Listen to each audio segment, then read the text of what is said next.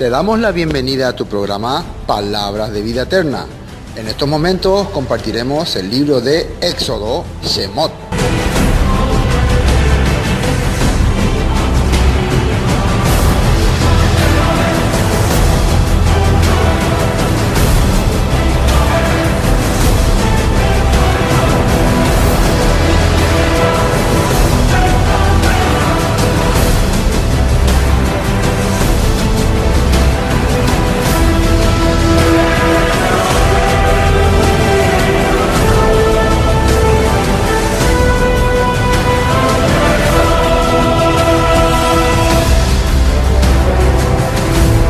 Libro segundo de Moisés.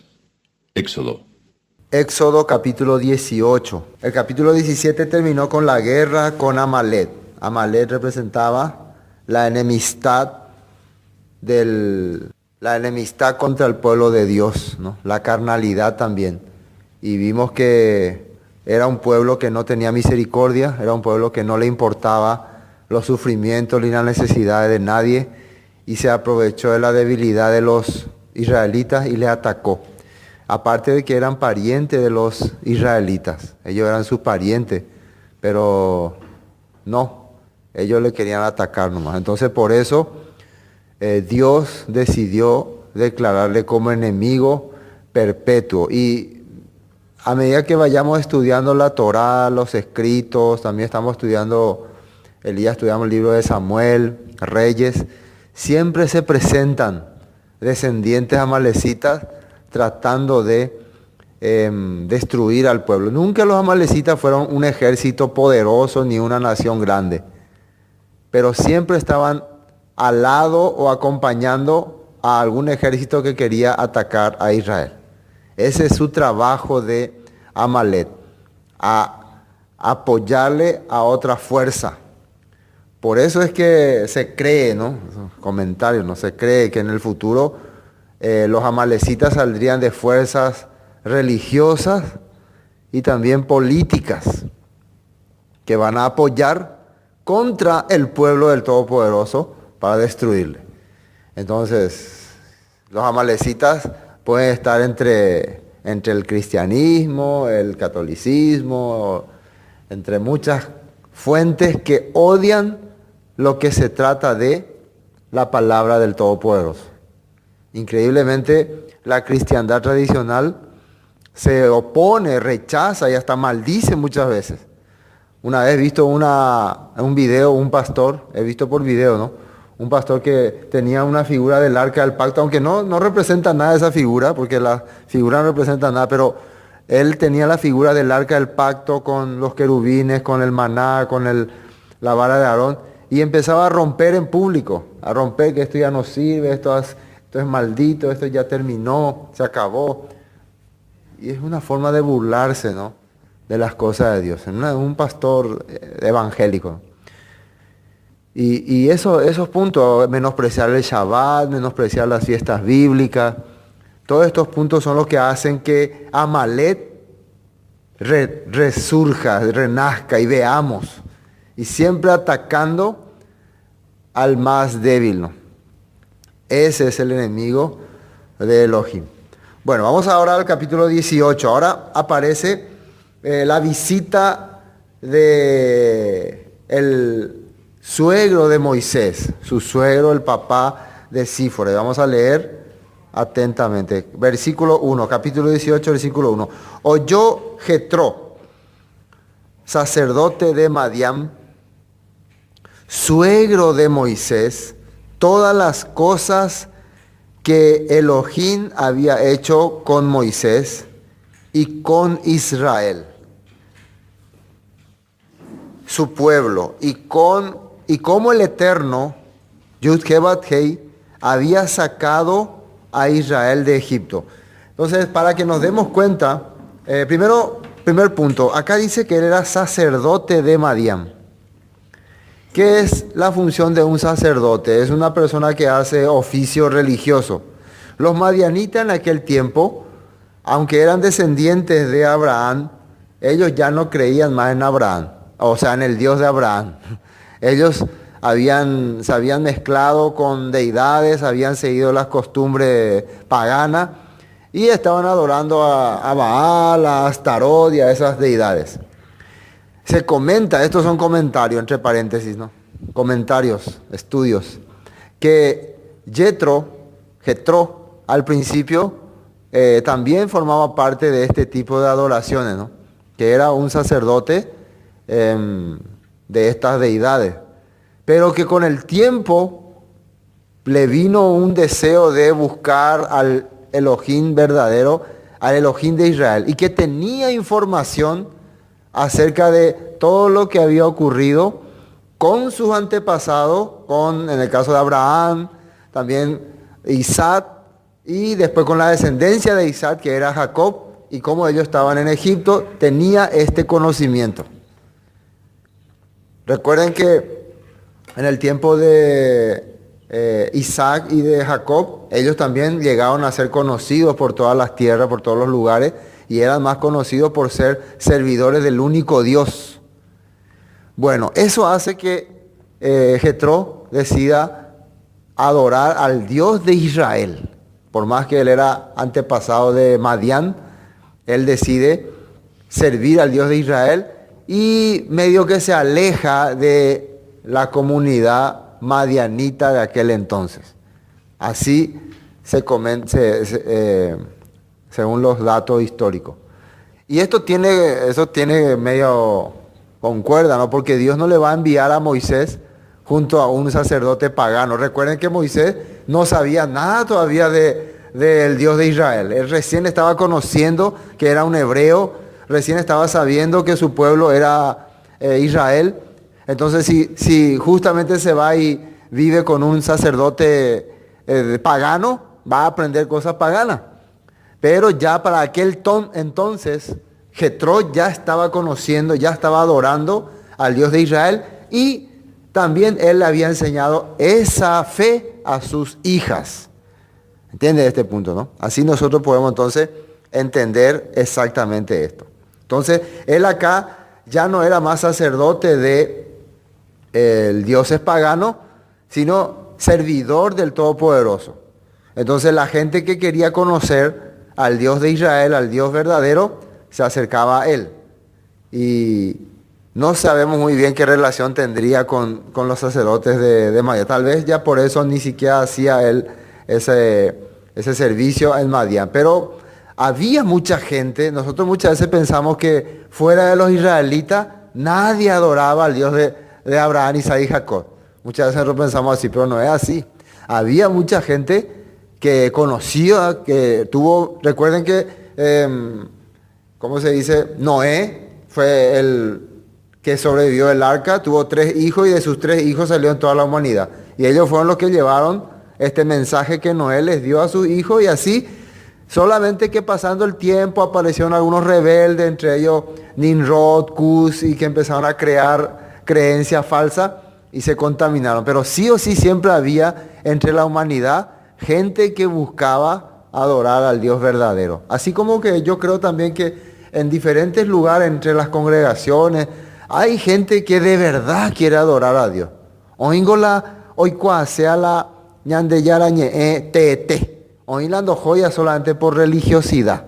Hay gente que se va realmente porque le busca a Dios, quiere conocerle. Tal vez no conoce muchas cosas, tal vez no sabe decir Yeshua, no sabe decir Yahweh, solamente dice Jesús, Jehová, pero en su corazón quiere adorarle al Dios verdadero de Israel.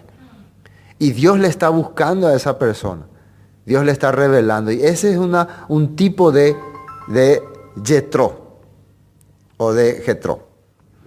Bueno, entonces ya él viene entonces junto a Moisés. ¿Y qué había escuchado? Había escuchado todas las maravillas. Quiere decir que la noticia de lo que pasó con Egipto corrió, se extendió. ¿Ustedes creen que todo eso ocurría por ocurrir? No, Dios le estaba demostrando al mundo mala o mandada. Recuerden que Egipto era una de las potencias más fuertes del mundo. ¿Yo no? Entonces, cuando se entera la gente que Faraón está fracasado, que perdieron sus cosechas, perdieron sus caballos, murió su primogénito y finalmente su ejército quedó sepultado en el mar. Eso es noticia por todas partes. Y llegó también esa noticia a Madián. Y también por lo visto llegó la información, en ese tiempo se usaban mucho los mensajeros, de que Moisés ya estaba acampando en cierto lugar, ya rumbo a Monte Sinaí, ¿no? Bueno, entonces se enteró de todas las maravillas que había ocurrido, de todo lo que pasó en Egipto, de el maná, la columna de nube, de la batalla contra los amalecitas. Todas estas noticias llegaron a Jetro. Y tomó Jetro, suegro de Moisés, a Séfora. En otra parte dice Sífora, ¿no? Aquí en la Torá dice Sífora. Sífora, dice, ¿no? Sífora.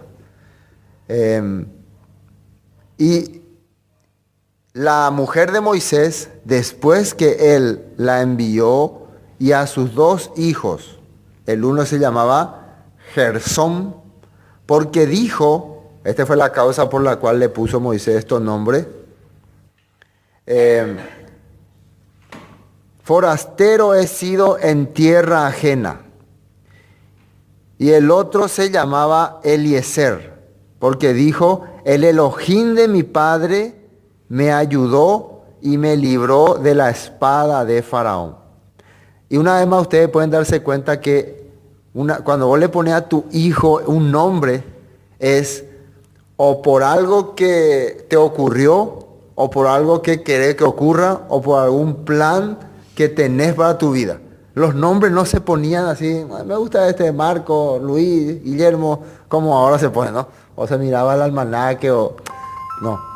Se ponían con un objetivo para poder vivir o hacer alguna actividad o contar una cosa que te ocurrió, como el caso de José, que le puso también, el Eterno me ha hecho olvidar mis penurias, me ha hecho fructificar. Eso eran los significados del nombre, para que podamos entender que nombre significa acontecimiento, actividad, actitud o vivencia, no simplemente un sonido. No simplemente un sonido, por ejemplo, tal o tal. No, es una actividad. Así se puede entender más fácil cuando, por ejemplo, supongamos que acá estamos en una obra y en una construcción y yo necesito trabajar con la electricidad. Entonces, ¿qué voy a decir? ¿Está Juan? Así voy a decir. ¿O está Josué? Yo quiero trabajar con la electricidad. ¿Qué voy a decir? ¿Está Isidoro? ¿Qué tengo que decir? Para que se entienda, para que se sepa lo que quiero. Electricista. Tengo que decir, ¿está el electricista o un electricista? Entonces ahí va a levantar la mano. Entonces cuando yo diga electricista, no quiere decir que él tiene nombre nomás electricista. Quiere decir que él va a venir y va a ejercer este trabajo, ¿no? ¿Me entiendes, no? Entonces, empezamos a querer hacer la obra y veo que hermano Isidoro trabaja con la electricidad, hermano Balbino con la cañería, Josué trabaja con el piso. Entonces yo le empiezo a poner nombre. Vos te haces llamar electricista, porque vos trabajas bien con la electricidad. Vos te haces llamar plomero, vos albañil. Entonces cada nombre es de acuerdo a la actividad que hacen. ¿Entiendes, no? Y así ya se va a entender ya ese punto. Esto es muy importante captar.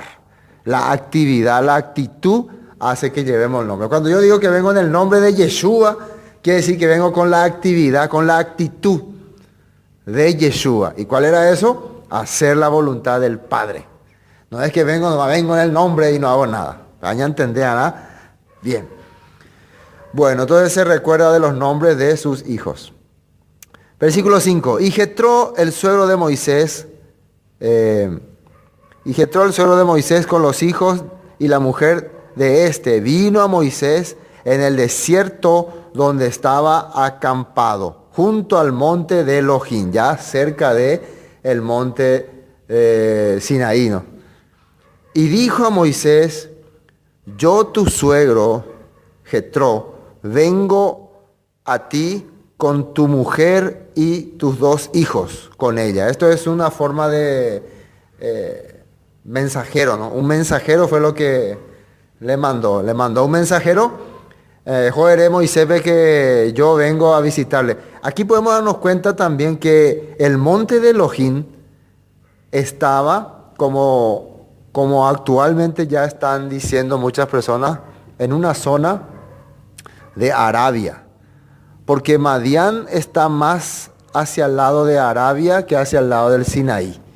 Entonces vemos que ya le quedó cerca a Jetro encontrarse con Moisés, que ya estaba cerca del monte Sinaí, ¿no? Que está en Arabia, como dice el apóstol Pablo. El apóstol Pablo dice que el Sinaí está en Arabia, no en la península del Sinaí. La península del Sinaí corresponde a territorio egipcio todavía, en la actualidad. Y entonces se dice que está el monte Sinaí, que es el territorio de Arabia, es ya cruzando, ¿no? Esa zona, esa península. Bueno, avisa que va a venir. Y Moisés salió a recibirle, versículo 7, a su suegro, y se inclinó y lo besó. Y se preguntaron el uno al otro cómo estaban. Y vinieron a la tienda. Entonces fue un saludo. Acá dice que Moisés se inclinó, dice. ¿Cómo nosotros entendemos? En guaraní eso se inclinó. O yaibú. A mí alguien de ellos ya a la alguien de donde ve. Por ejemplo, venga hermano acá, bebe peyaibú también. Medio raro, ¿no? Ñande época medio raro, medio yapo. Ni ante el presidente uno hace así. Máximo le da la mano. Algunos al papa, eso le besa la mano. Pero entonces, ¿no les parece raro que Moisés se incline ante sus suegros? ¿Acaso él no es el siervo de Dios, el hombre todopoderoso? Y se puede entender dos cosas acá, que aunque en otra versión le dice, le adoraba o se postró, dice. Es una forma de decir, hacía una adoración.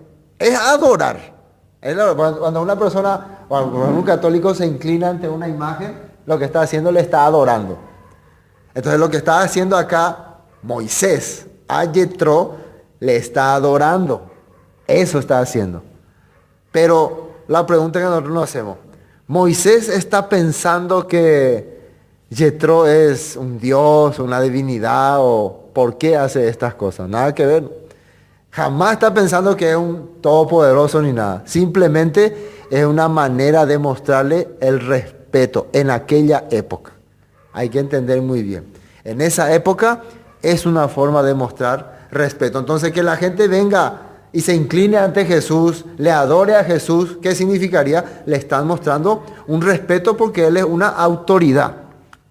Como un rey, como cualquier hombre, que uno se inclina, ¿no? Se arrodilla. Le está mostrando respeto. Me acuerdo, Cornelio, ¿se acuerdan? En Hechos sale que se postró ante Pedro y Pedro le dijo, no. Aunque para Cornelio Pedro era una autoridad divina, pero Pedro entendía, no, yo no soy nadie, yo no necesito que haga eso, ¿no? Así podemos ver, pero esa era la costumbre en esa época. Entonces vemos el respeto que le tenía Jetro Moisés a su suegro Jetro. Empezaron a hablar, a charlar. Versículo 9. 8, ¿no? Y Moisés contó a su suegro todas las cosas que el Eterno había hecho a Faraón y los egipcios por amor de Israel, y todo el trabajo que habían pasado en el camino y cómo los habían librado el Eterno. Empieza a narrarle todo este acontecimiento, ¿no? Y se alegró Jetro de todo el bien que el Eterno había hecho a Israel, al haberlo librado de la mano de los egipcios. Estuvo muy contento. O sea, una charla entre suegros. Imagínense ustedes, ¿no? Y nos pasó esto y nos pasó aquello. Vino la primera plaga y la segunda plaga. ¡Qué increíble! Esto me hace confirmar más que tuve razón al haber dejado todas mis deidades y aceptar a este Dios de Israel. Con esto confirmo que no me equivoqué, no erré. Entonces, podemos ver la fidelidad que está teniendo Dios hacia Jetro también en este momento, porque le está haciendo ser testigo de un acontecimiento milagroso que va a bendecir a todas las naciones. Y ese es el objetivo de Israel. El objetivo de Israel, que era ser luz para las naciones.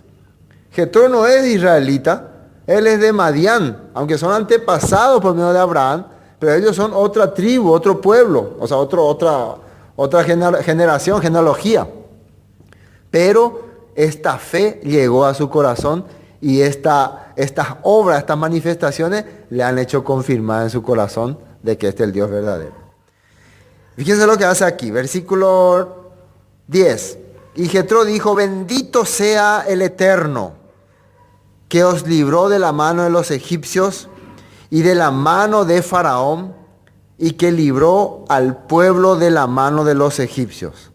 Ahora conozco que el Eterno es más grande que todos los dioses, porque en lo que se ensoberbecieron, prevaleció contra ellos. Ahora se me abre el entendimiento. Con anga pilla y tema hoy que peas a él Dios te entre todas las fuerzas. Recuerden que dioses quiere decir fuerza o poderes o manifestaciones o autoridades, potestades.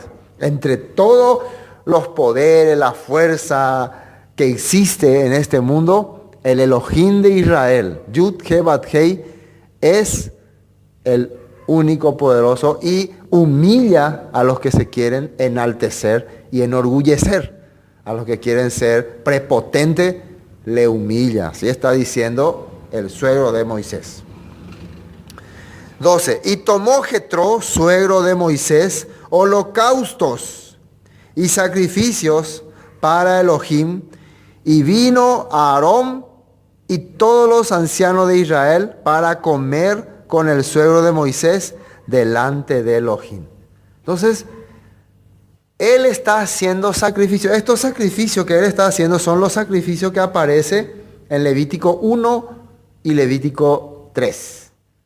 Sacrificio de reconciliación y sacrificio de paz. El sacrificio de paz era para compartir, para comer, para hacer armonía, y reconciliación porque él ahora siente que el Dios de Israel es su Dios verdadero. Aunque ya él había echado su corazón a ese Dios, pero ahora tiene una certeza, una prueba de que este es mi Dios, entonces quiero reconciliarme con él. Vemos nosotros que si él sabía estas cosas, es porque estos mandamientos ya se habían transmitido antes ya. ¿De dónde él aprendió estas cosas? Nosotros vemos que esto sale en Levítico, este sacrificio que él está haciendo aparece en Levítico capítulo 1 y capítulo 3. Pero Levítico va a ser después, ya Moisés va a escribir. Ahí podemos entender que los mandamientos, las leyes de cómo servir a Dios, ya algunos sabían ya. Esa era la manera oral. La manera su papá le contó a su papá le contó a su papá.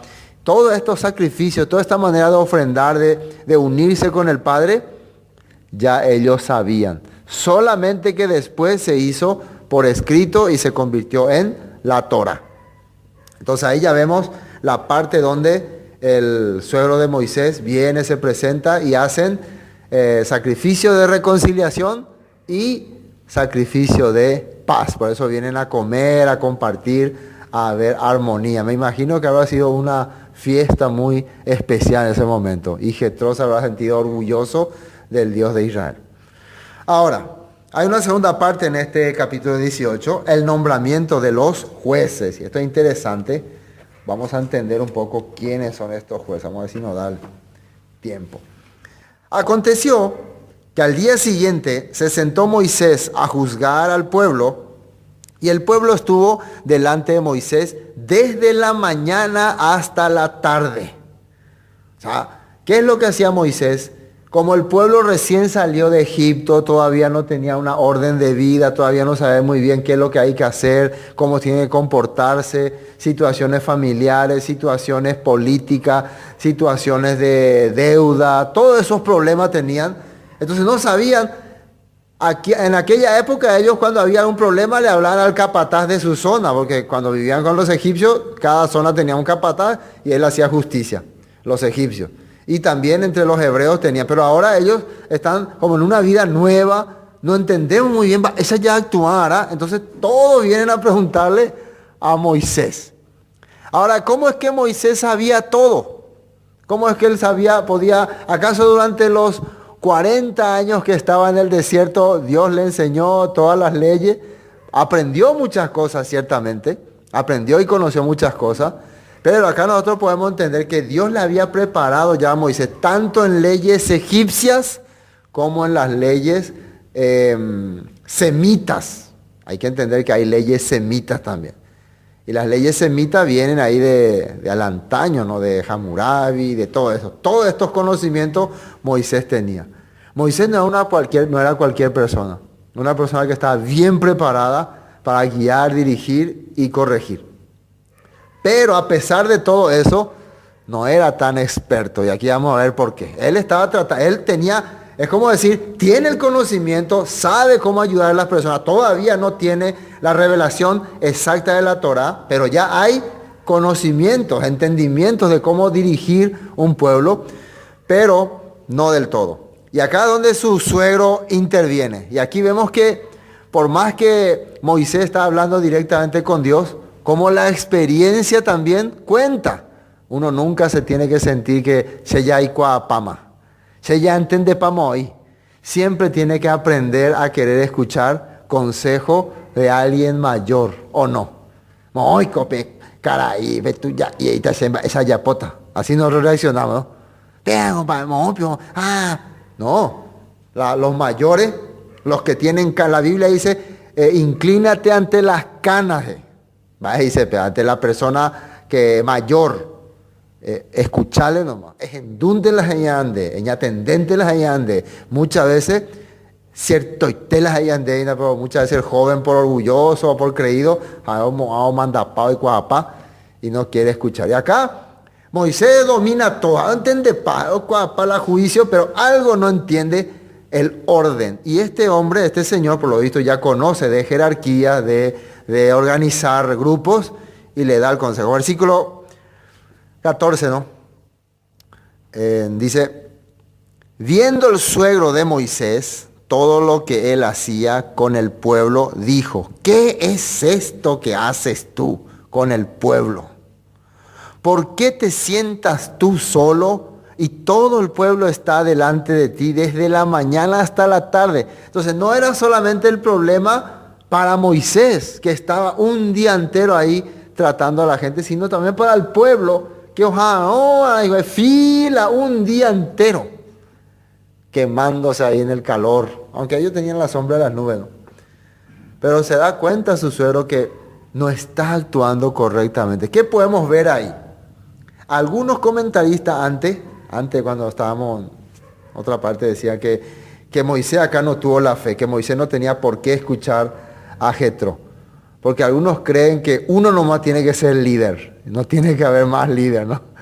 Y que acá lo que Jetro le enseñó es un sistema falso, ¿no? De poner otro encargado. Claro que no.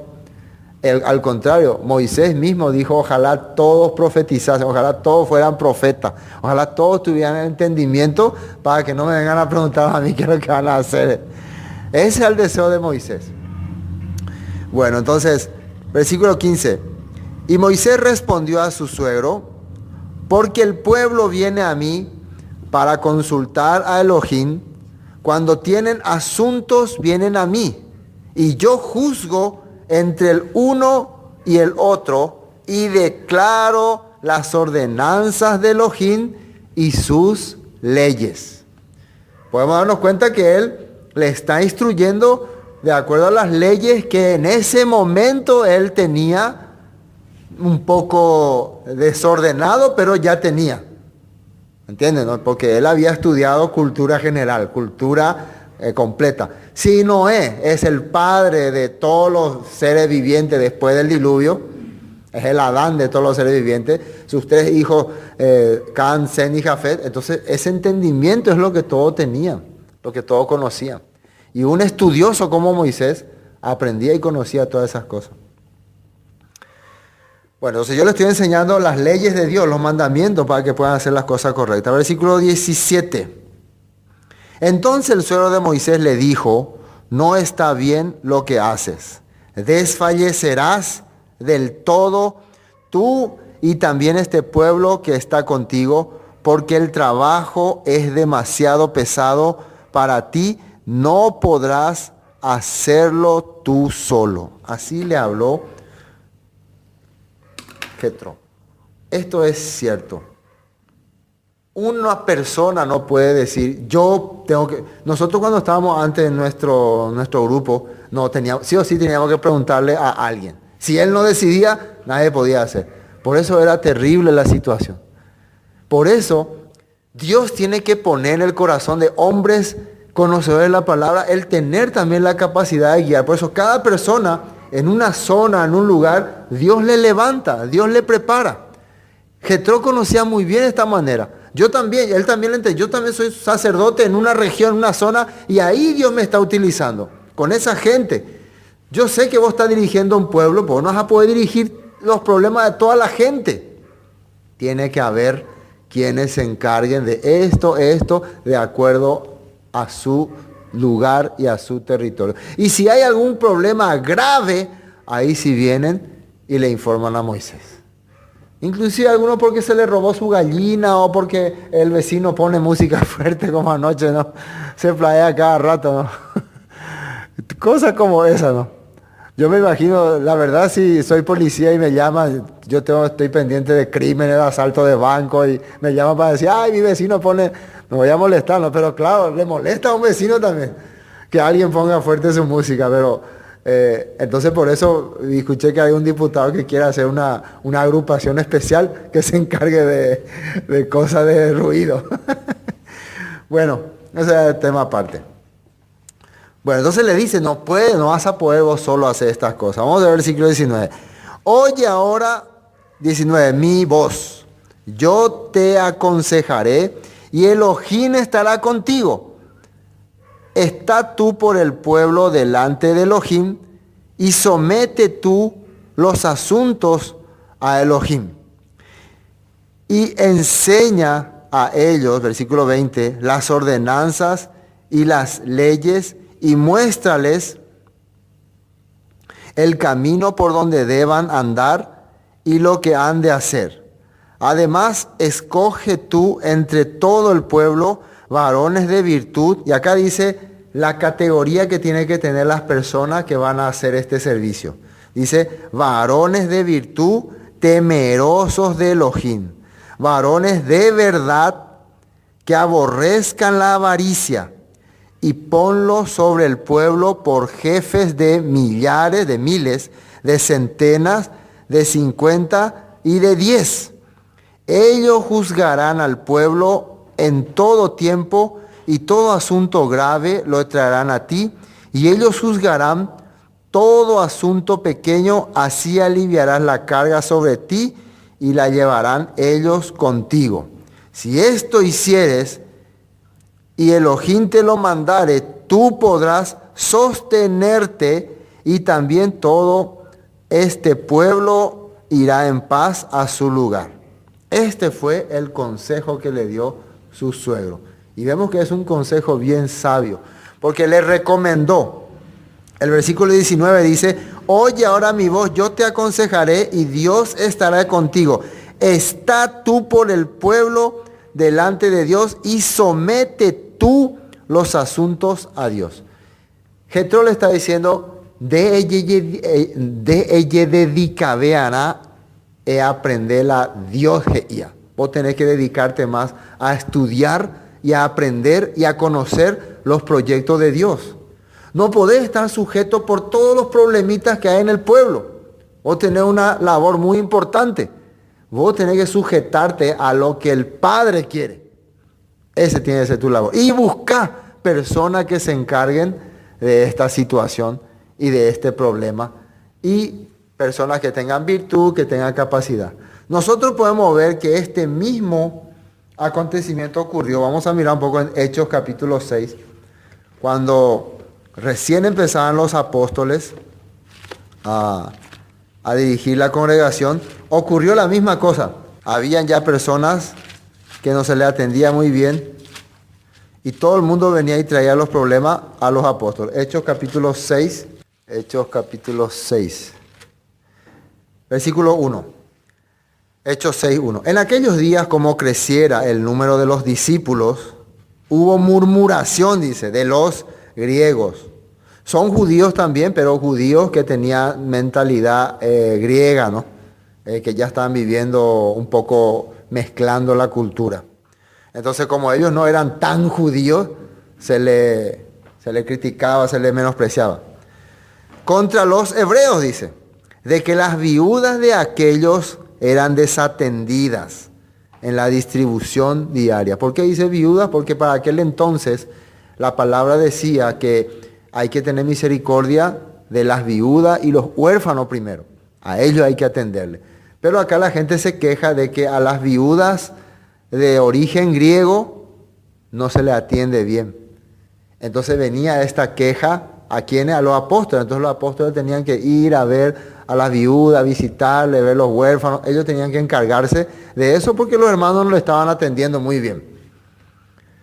Dice, entonces los 12, versículo 2, convocaron a la multitud de los discípulos y dijeron, no es justo que nosotros, y atiendan bien ahí, dejemos la palabra de Dios para servir a las mesas.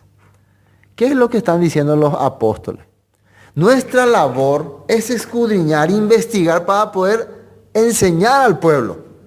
Pero si nosotros vamos a estar atendiendo aquí, viendo, haciendo obra de caridad por todas partes, cuando llegue la hora de compartir, ¿qué es lo que vamos a hablar? No vamos a poder explicar nada. Y si no hay palabra en la congregación, ¿cómo se puede dirigir una congregación? Vamos a empezar a hacer actividad, día de esto, día de aquello. Por eso es que muchas congregaciones ya tienen que hacer actividad porque no hay más palabra. No hay más motivo para congregarse porque no hay más palabra. Entonces vamos a hacer pollada, vamos a hacer rifa, vamos a hacer obra de caridad. Y al final, pasando el tiempo, las personas se convierten en seres que no están sirviendo a ningún Dios. Y hay corrupción, hay pecado, todo entra en ese lugar. Tiene que haber quien está sometido a la palabra. Eso están diciendo los apóstoles. La misma situación que se encontró Moisés en aquel tiempo. Dice las mesas. Buscad pues, hermanos, de entre vosotros 7 varones de buen testimonio. Primer punto, buen testimonio. Llenos de Espíritu Santo. Y Espíritu Santo significa conocimiento de la palabra y vivencia. Y de sabiduría a quienes encarguemos este trabajo. O sea, para atender a las personas, también se necesita personas con inteligencia, con sabiduría y con buen testimonio para hacer ese servicio. Dice,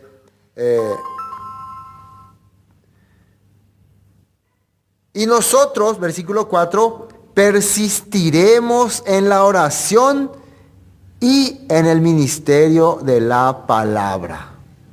Va, ella ya potañande, ya orata, ya clamata, ya estudiata la palabra.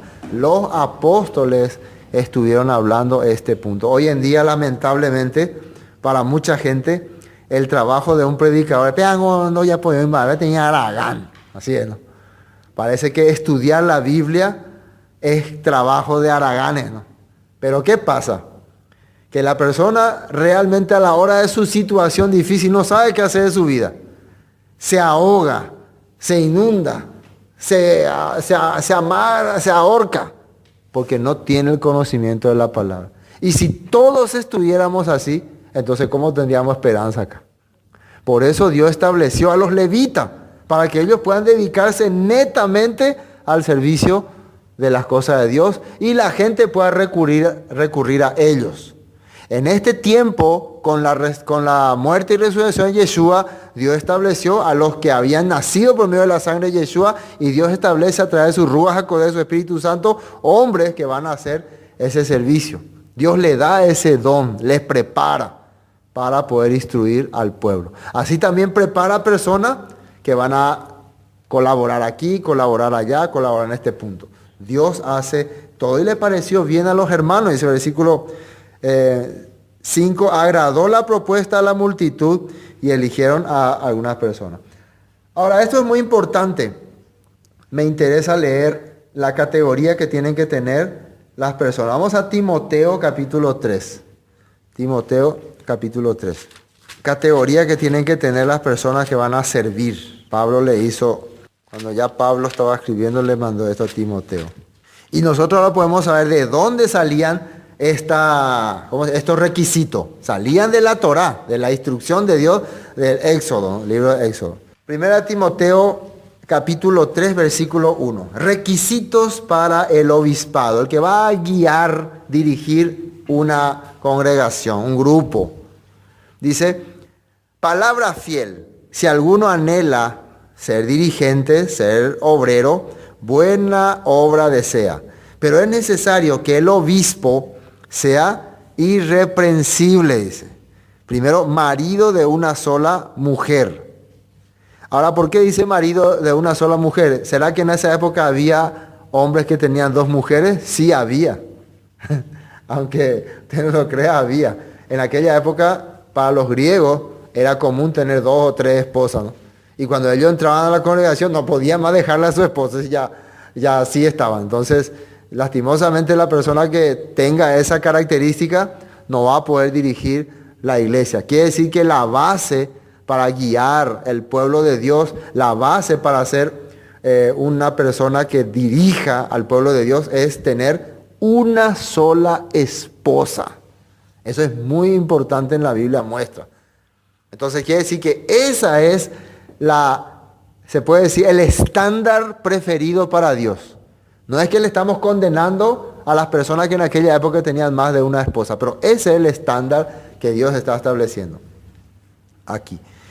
Después, marido de una, y es primera cosa que es irreprensible y marido de una sola mujer. Sobrio, prudente y decoroso, dice. ¿Qué quiere decir? Que sea una persona despierta, no que cada momento cambie de mentalidad. Después, hospedador, apto para enseñar. Esto también es importante. La persona que va a dirigir tiene que tener la capacidad de enseñar. No es que tiene que perder la paciencia ante el primer problema que hay, ya se cuera, no tiene que ser así, ¿no? Tiene que tener paciencia para explicarle constantemente. Después dice, que gobierne bien su casa, que tenga a sus hijos en sujeción con toda honestidad. Pues el que no sabe gobernar su propia casa, ¿cómo cuidará la iglesia de Elohim?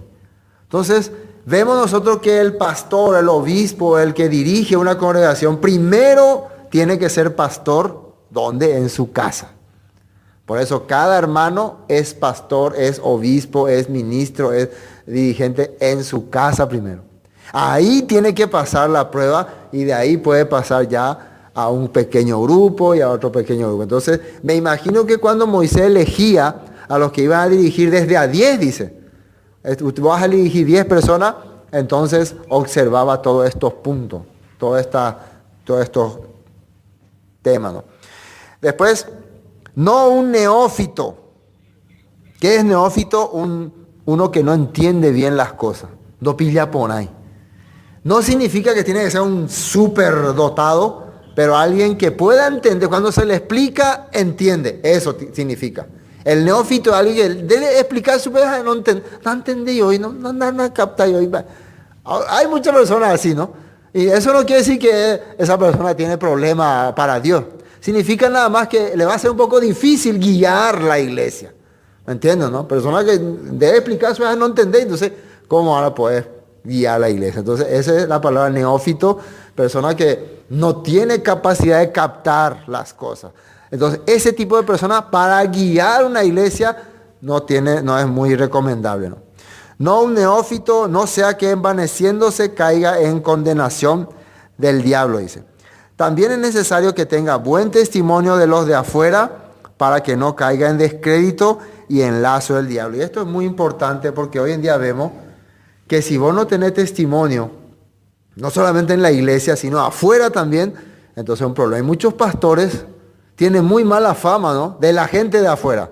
Especialmente cuando exigen ofrenda, exigen esto, exigen aquello, o le hicieron vender su casa o su auto o sus cosas a unos hermanos, o hicieron negocios turbios. Entonces quedaron con mala fama. Pero igual no, pero igual Dios está conmigo. No, entonces hay que atender muy bien las cosas que uno hace. Todos estos requisitos le está diciendo el apóstol Pablo. Acá en Tito también hay una cosa más para agregar. Acá en Tito, capítulo 1, versículo 9 dice, también dice requisitos para los ancianos y obispos. Y acá dice que retenedor de la palabra fiel, tal como ha sido enseñada, para que también pueda exhortar con sana enseñanza y convencer a los que contradicen. Ese es uno de los requisitos. Tito 1, 9. Para vos guiar, para vos compartir, para vos ser encargado de una congregación, tenés que saber retener lo que aprendiste. Tenés que saber explicarle al que contradice. No, andas ahí pesa. Entonces, no pelearte con él, sino explicarle. Para eso tenés que tener el conocimiento de la palabra. ¿Y por qué dice? Porque hay aún muchos contumaces, habladores, personas vanidosas, personas rebeldes, de vanidad, habladores de vanidades y engañadores, mayormente los de la circuncisión. Precisamente había muchos ahí en el grupo del judaísmo que metían, nosotros podemos entender ahora, pensamientos de hombre, porque el judaísmo tenía mucha tradición, mucha enseñanza mezclada con la Torá, y vemos entonces que Pablo está diciendo, el que va a ser guiador tiene que conocer bien la Torá, bien la ley, para cuando aparezcan estos interpretadores, estos judíos de la circuncisión que tienen sus propias creencias, su propia manera. Hay que entender que los judíos tenían sus leyes oral de acuerdo a sus interpretaciones. Entonces, si vos no conocés cómo defender eso, puede caer en esa trampa. Entonces, todas estas cosas son los requisitos para ser obispo o guiador. Bueno, ahora sí podemos terminar esta parte de Éxodo. Versículo 20. Y enseña a ellos la ordenanza y las leyes y muéstrales el camino por donde deban andar y lo que han de hacer. Esto Moisés le va a enseñar a los que van a guiar al pueblo. Dice miles, 100 y de a 10 también. Hay un grupo de 50 también. Entonces sería un grupo de 6,000 o un grupo de 60,000 y un grupo de... Ya perdí la cuenta. Pero a todos estos grupos, entonces quiere decir que él llama al grupo más grande, les enseña, ellos les enseñan a través de este grupo, y el mínimo grupo era de 10. Entre los judíos siempre hay, para empezar una reunión, ellos arrancan con 10, ¿no? Una sinagoga. Ellos comienzan 10 miembros, 10 jefes de familia, no es 10 personas, 10 jefes de familia. Ya comienza una sinagoga. Y empiezan a ser pequeños. Acá sale la palabra jueces o dioses también. Nosotros siempre tenemos esta confusión. Y después vamos a ver un poco en un texto cuando se refiere a ese punto. Pero vamos a terminar acá para avanzar. Además, escoge tú entre todo el pueblo varones de virtud, temerosos de Dios, varones de verdad, que aborrezcan la avaricia, y ponlos sobre el pueblo por jefes de millares, de centenas, de 50 y de 10. Ellos juzgarán al pueblo en todo tiempo, y todo asunto grave traerán a ti, y ellos juzgarán todo asunto pequeño. Así aliviarás la carga de sobre ti, y llevarán ellos contigo, y ellos llevarán contigo. Si esto hicieres, y Elohim te lo mandare, tú podrás sostenerte, y también todo este pueblo irá en paz a su lugar. Y oyó Moisés la voz de su suegro, e hizo todo lo que dijo. Escogió Moisés varones de virtud entre todo Israel, y los puso por jefes sobre el pueblo, sobre 1,000. Si eran 600,000, ¿cuántos jefes de 1,000 había? 600, ¿no? Si eran 600,000 varones, ¿cuántos jefes de 1,000 había? Entonces 600 líderes que van a guiar a 1,000 personas. Sobre 100. Entonces 100, entonces serían, ¿cuántos serían ya? 600. Primero dije 600, no, 60,000 de 100, 60,000 serían. Y 50 y sobre 10, eso ya no necesitamos sumar más. Pero entonces estos 1,000 tenían otra vez otro grupo, los 1,000 se dividían otra vez en grupos de 100, ¿no? Y los 100 se dividieron otra vez en grupo de 50. Y los 50 se dividieron otra vez en grupo de 10. Así era, ¿no? Eso se llamaba jerarquía. De esa manera, entonces, los de 10 se reunían ahí. Cuando ellos tenían conflicto, le hablaban al jefe de 50. El jefe de 50 le hablaba al jefe de 100. El jefe de 100 le hablaba al jefe de 1000. Y el jefe de 1000 se acercaba a Moisés para contarle la situación. Así empezó el pueblo a dirigirse. Y juzgaban, acá sale la palabra, juzgaban. Entonces, ¿qué eran ellos? Jueces. Ellos eran jueces. Esa palabra jueces también se usa como dioses. ¿Sabían? Porque los jueces son personas que tienen autoridad. Tiene poder también. Tiene autoridad y tiene poder. Y la palabra poder es la palabra Elohim, Dios. ¿Entienden este punto? Dice, y juzgaban al pueblo en todo tiempo. El asunto difícil lo traían a Moisés y ellos juzgaban todo asunto pequeño, y despidió Moisés a su suegro y éste se fue a su tierra. Ahora vamos a ver lo que dice acá en Salmo 82. Cuando Dios se acuerda de este punto. Salmo 82. Salmo 82. Amonestación contra los juicios injustos, dice, Salmo de Asaf. Asaf era un cantor del tiempo del rey David. Fíjense lo que dice ahí. Salmo 82, 1. Elohim está en la reunión de los dioses, dice.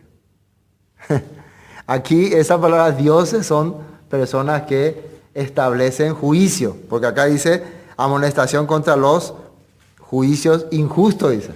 Entonces, se le llama también dioses a los que hacen juicio, a los jueces. En medio de los dioses juzga, dice.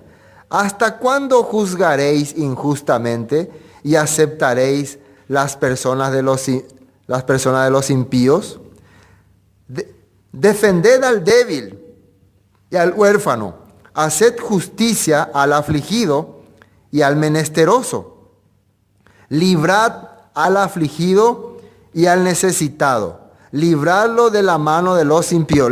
Dios le está, por medio de Asaf, está haciendo una protesta contra los jueces que no hacen un juicio correcto, que le hacen favor a los poderosos y a los necesitados no le haces caso. Eso le está hablando. No saben, no entienden, andan en tinieblas, tiemblan todos los cimientos de la tierra. Yo dije, vosotros sois dioses y todos vosotros hijos del Altísimo. Acá sale, vosotros sois dioses. Y esta parte, esta porción, ¿se acuerdan quién mencionó en el Nuevo Testamento? Yeshua mencionó cuando le decía, ¿por qué vos decís que sos hijo de Dios o que tenés alguna relación con Dios? Y él le dice, ¿acaso no está escrito en su palabra, en su ley, le dice, en su mandamiento, vosotros sois dioses? Entonces, ¿qué problema es que yo me presente como hijo de Dios? Si el mismo Dios le llamó a los jueces, a los que impartían justicia, le llamó dioses. Así que no hay problema, le dice. Pero como hombres moriréis. Vosotros sois dioses y todos vosotros hijos del Altísimo, pero como hombres moriréis y como cualquiera de los príncipes caeréis. Levántate, oh Elohim, juzga la tierra, porque tú heredarás todas las naciones. Entonces es un clamor de Asaf, ¿no? Contra estos jueces injustos. Entonces, esta manera de establecer líderes que juzguen a la sociedad comenzó aquí en Éxodo capítulo 18, gracias al consejo de Yetro a Moisés. Y a partir de ese momento entonces se alivianó las cargas. Bueno, y hasta aquí vamos a compartir. Ya la próxima vamos a entrar en una de las partes importantes cuando el pueblo llega al monte Sinaí para establecer el pacto con el Todopoderoso, un pacto de boda, lo que se celebra y se recuerda en Shavuot, en Pentecostés. El próximo martes vamos a hablar entonces de lo que se hace en la festividad de Shavuot, que ya conocemos bastante, pero estamos llegando ya ahora a través de la predicación de Éxodo. Entonces, hasta aquí vamos a compartir.